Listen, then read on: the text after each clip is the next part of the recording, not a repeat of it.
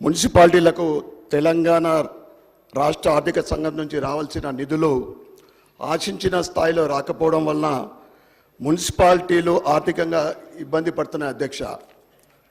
నెల నెల మున్సిపాలిటీలకు నిధులు ఇవ్వడంలో రేవంత్ రెడ్డి సర్కార్ విఫలమవుతుంది అధ్యక్ష.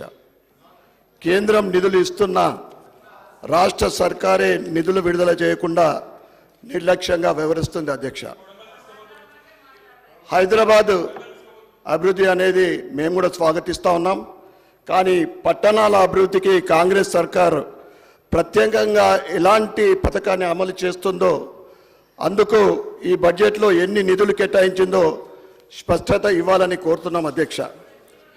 కేంద్రం అమలు చేస్తున్న అమృత్ స్మార్ట్ సిటీ స్కీమ్లు కాకుండా రాష్ట్రం ప్రత్యేకంగా అమలు చేస్తున్న పథకాలు ఏంటో స్కీమ్ అంటూ ఒకటి ఉంటే కదా అని చెప్పడానికి ఏదో కూడా ఒక స్కీమ్ కూడా లేదు అధ్యక్ష. పట్టణాల విషయంలో రాష్ట్ర వ్యాప్తంగా మున్సిపాలిటీలు కార్పొరేషన్లలో పారిశుద్ధ్య సమస్యలు ఎక్కువగా ఉన్నాయి అధ్యక్ష.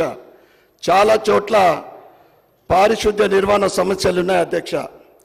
ఇందుకు ప్రధాన కారణం మున్సిపాలిటీలలో తగిన సంఖ్యలో పారిశుద్ధ్య కార్మికులు లేకపోవడమే.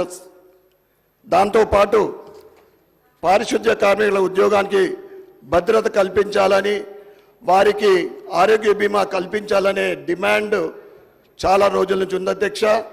వీటిని ప్రభుత్వం పరిష్కరించే స్థాయిలో బడ్జెట్లో నిధులు సమకూర్చలేదు అధ్యక్ష. చాలా మున్సిపాలిటీలో ప్రధాన రోడ్లను మినహాయిస్తే కాలనీ రోడ్లు, డ్రైనేజీలు, స్టామ్ వాటరు, విద్యుత్ దీపాల సమస్యలు ఉన్నాయి అధ్యక్ష. పాడైపోయిన వీధులెట్లను వెంటనే ఎక్కడ కూడా పరిష్కరించడం లేదు అధ్యక్ష, మరమ్మతులు చేయించడం లేదు అధ్యక్ష. చాలా మున్సిపాలిటీలో కొన్ని చోట్ల తగిన రీతిలో సీసీ కెమెరాలు కూడా లేవు అధ్యక్ష. రాష్ట్ర వ్యాప్తంగా పలు మున్సిపాలిటీలు ఈ వేసవి కాలంలో తాగునీటి సమస్యను ఎదుర్కొన్నాయి అధ్యక్ష.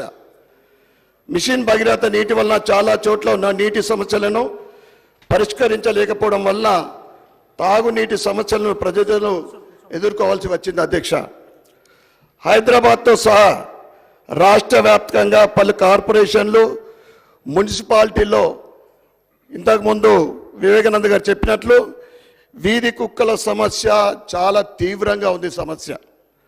హైకోర్టులో కేసులు దాఖలవుతున్నా చాలా చోట్ల పసిపిల్లలు కుక్కల దాడిలో ప్రాణాలు కోల్పోతున్న సమస్య మాత్రం పరిష్కారం కావడం లేదు అధ్యక్ష. అర్బన్ ఏరియాల్లో కుక్కల సమస్యతో పాటు కోతుల విడుదల కూడా చాలా ఉంది అధ్యక్ష. కోతుల సమస్యను పరిష్కరించేందుకు అసెంబ్లీని ప్రత్యేకంగా సమావేశపరిచేందుగా నేను కోరుతా ఉన్నాను అధ్యక్ష. బడ్జెట్లో పురపాలక పట్టణాభివృద్ధికి 15,594 కోట్లు కేటాయించినప్పటికీ ఇందులో హైదరాబాద్ నగరాభివృద్ధికే ఎక్కువగా 10,000 కోట్లు అంటే 65% వరకు కేటాయించారు. వరంగల్, నిజామాబాద్, ఖమ్మం వంటి ప్రాంతాల్లో